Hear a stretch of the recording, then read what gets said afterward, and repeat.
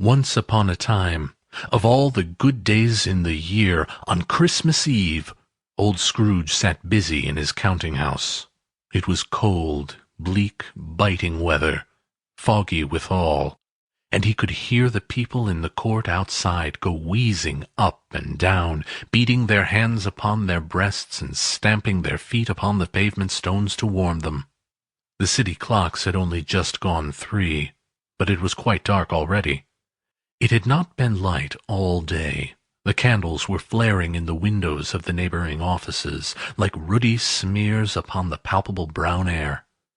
The fog came pouring in at every chink and keyhole, and was so dense without that although the court was of the narrowest, the houses opposite were mere phantoms. To see the dingy cloud come drooping down, obscuring everything, one might have thought that nature lived hard by, and was brewing on a large scale.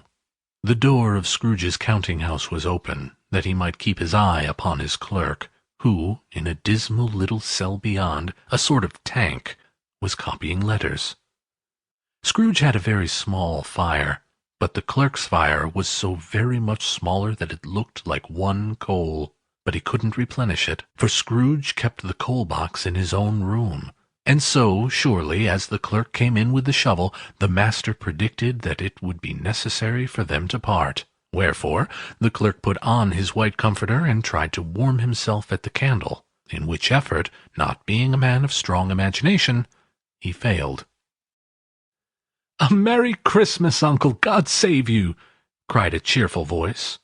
It was the voice of Scrooge's nephew, who came upon him so quickly that this was the first intimation he had of his approach. "Bah!" said Scrooge. "Humbug!"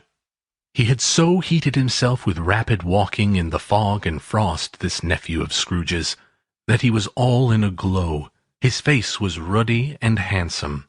His eyes sparkled, and his breath smoked again. "Christmas a humbug, Uncle!" said Scrooge's nephew. "You don't mean that, I'm sure." "I do," said Scrooge. "Merry Christmas! What right have you to be merry? What reason have you to be merry? You're poor enough."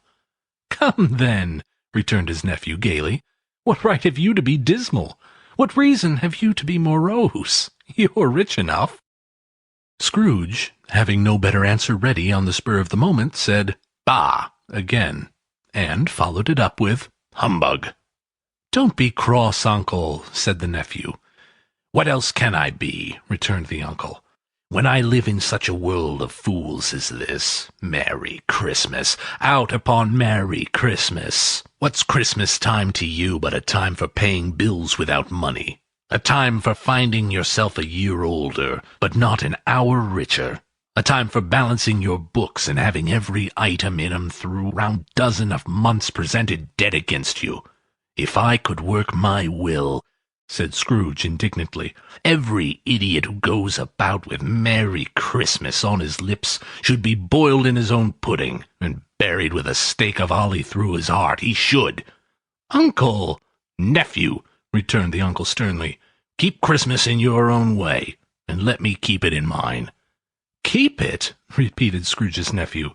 "But you don't keep it." "Let me leave it alone, then," said Scrooge. "Much good may it do you. Much good it has ever done you." "There are many things from which I might have derived good, by which I have not profited, I dare say," returned the nephew. "Christmas among the rest, but I am sure I have always thought of Christmas time, when it has come round, apart from the veneration due its sacred name and origin, if anything belonging to it can be apart from that, as a good time. A kind, forgiving, charitable, pleasant time. The only time I know of, in the long calendar of the year, when men and women seem by one consent to open their shut-up hearts freely, and to think of people below them as if they were fellow passengers to the grave, and not another race of creatures bound on their journeys. And therefore, Uncle, though it has never put a scrap of gold or silver in my pocket, I believe that it has done me good, and will do me good, and I say, God bless it." The clerk in the tank involuntarily applauded. Becoming immediately sensible of the impropriety, he poked the fire, and extinguished the last frail spark forever. "Let me hear another sound from you," said Scrooge, "and you'll keep your Christmas by losing your situation. You're quite a powerful speaker, sir," he added, turning to his nephew. "I wonder that you don't go into Parliament." "Don't be angry, uncle. Come, dine with us tomorrow." Scrooge said that he would see him. Yes, indeed he would.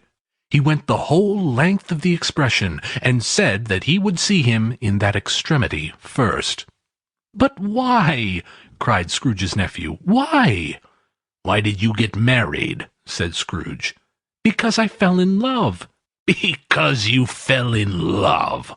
growled Scrooge, as if that were the only one thing in the world more ridiculous than a Merry Christmas. "Good afternoon." "Nay, uncle, but you never came to see me before that happened. Why give it as a reason for not coming now?" "Good afternoon." "I want nothing from you. I ask nothing of you. Why cannot we be friends?" "Good afternoon."